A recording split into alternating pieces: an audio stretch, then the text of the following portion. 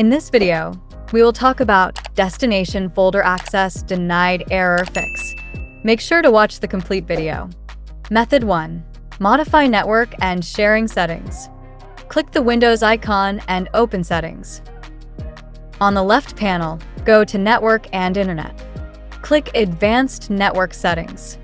Now, select Advanced Sharing Settings. Make sure network discovery and file and printer sharing are enabled. Method 2. Folder ownership. Right-click the folder and select Properties. Click the Security tab, then click Advanced. In the Owner section at the top, click Change.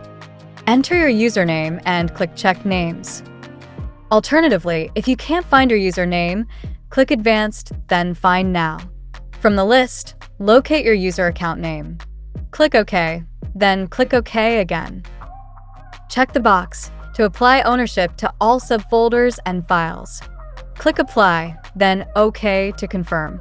You can follow the same procedure for the System32 folder. However, gaining ownership of the System32 folder on your Windows 11 system is generally not advised. So that's how you can fix destination folder access denied error. If these methods didn't resolve your issue, check out our other methods to fix the issue, linked in the I button above. That's all for today. See you in the next video.